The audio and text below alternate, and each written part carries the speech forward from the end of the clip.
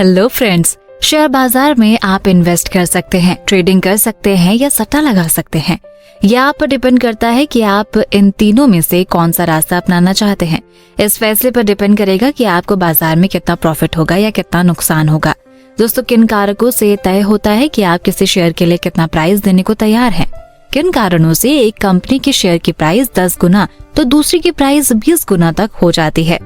आप कैसे लॉजिकली पक्का कर सकते हैं कि आप अच्छे दिखते फ्यूचर के लिए ज्यादा प्राइस नहीं दे रहे हैं, जो बुरा सपना भी बन सकता है। ग्राहम के अनुसार ये 5 एलिमेंट्स डिसिसिव हैं, जो इस तरह से हैं। पहला, the company's general long term prospects. Second, the quality of its management. Third, its financial strength and capital structure. Fourth, its dividend record. और fifth, its current dividend rate. आइए दोस्तों, आज के वीडियो में हम इन पॉइंट्स की बात करते हैं। इस वीडियो में द इंटेलिजेंट इन्वेस्टर बुक के chapter 11 security analysis for the ले इन्वेस्टर जनरल अप्रोच को पूरा करेंगे। ये चैप्टर उन लोगों के फायदेमंद है जो खुद स्टॉक पिकिंग करना चाहते हैं। अगर आपने इस बुक के पुराने वीडियो नहीं देखे तो पहले वो वीडियो जरूर देख ले।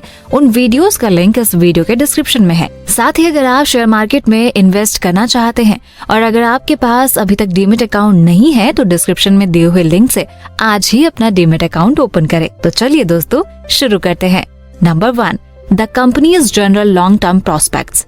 इंटेलिजेंट इन्वेस्टर को शुरुआत में कम से कम किसी कंपनी की 5 सालों के एनुअल रिपोर्ट को कंपनी की वेबसाइट या BSE की वेबसाइट से डाउनलोड करके पढ़ना चाहिए।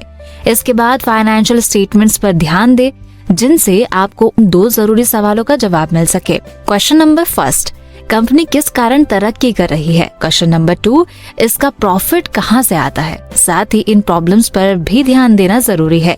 नंबर 1, अगर कोई कंपनी लगातार बहुत सी छोटी कंपनियों को एक्वायर कर रही है तो आने वाले टाइम में ये प्रॉब्लम का सिग्नल है। कुछ कंपनियां अपने काम में इन्वेस्ट करने की जगह दूसरी कंपनियों के शेयर खरीद कर इन्वेस्टर का पैसा बर्बाद करती है। ऐसी कंपनियों से इंटेलिजेंट इन्वेस्टर को दूर रहना चाहिए। नंबर 2, कंपनी OPM की आदी है। OPM यानी अदर पीपल्स मनी को बढ़ाने के लिए लोन लेती है और शेयर बेचती है। इसे एनुअल रिपोर्ट में कैश फ्रॉम फाइनेंसिंग एक्टिविटीज के लेवल से ढका जाता है। ये एक बीमार कंपनी को भी तरक्की करता दिखा सकता है, भले ही उसके मेन बिजनेस से सफिशिएंट कैश ना मिल रहा हो।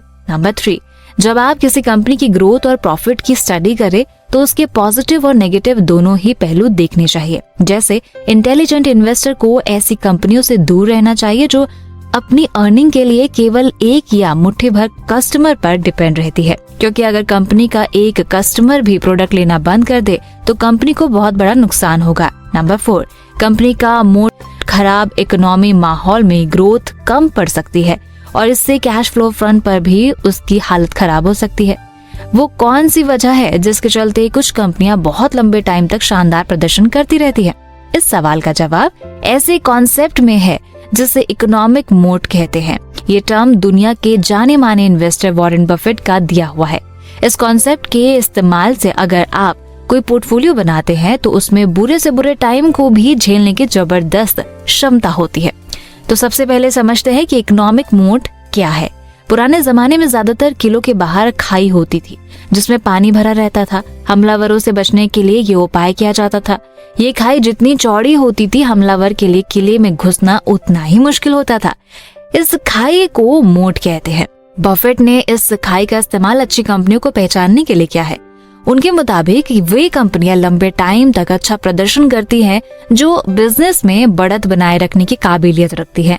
कंपनी अपने खरीदारों के बीच इस तरह की सोच बना लेती है कि कस्टमर उसी कंपनी के प्रोडक्ट खरीदना चाहता है। इसे एग्जाम्पल से समझते हैं। जैसे अमेरिकी मोटरसाइकिल निर्माता कंपनी हार्ले डेविडसन, जिसके कस्टमर कंपनी का लोगो तक अपने शरीर पर गुदवाते हैं। भारतीय मार्केट में भी ऐसी कई कंपनियां मिल जाएंगी जिन्होंने इकोनॉमिक मोड बना रखा है, जैसे MRF, Asian Paint, Reliance, HDFC bank, Hindustan Unilever, Colgate, Palmolive, Gillette India और पिडिलाइट इंडस्ट्रीज एटसेट्रा। मोड को समझने के लिए एक और एग्जाम्पल लेते हैं।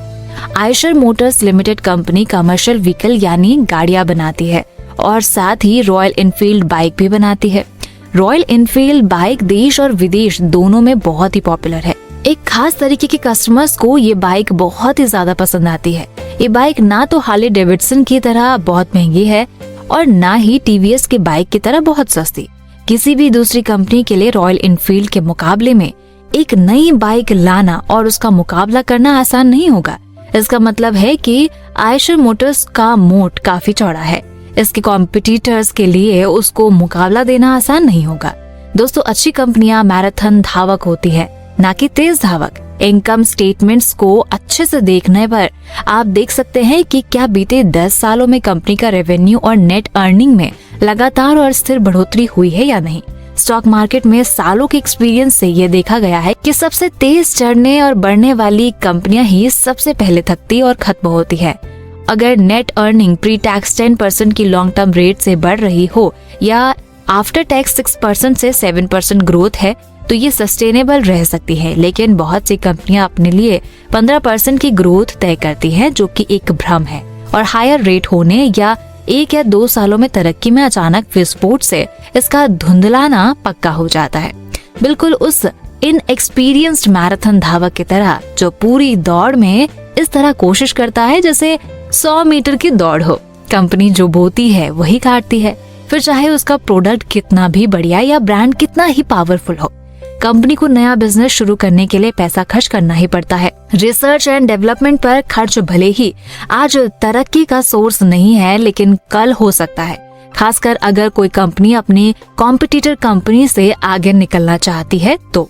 लंबे टाइम में जो कंपनी अपने रिसर्च एंड डेवलपमेंट पर कुछ खर्च नहीं करती वो भी उतनी ही इनसिक्योर है जितना कि वो जो काफी ज्यादा खर्च करती है।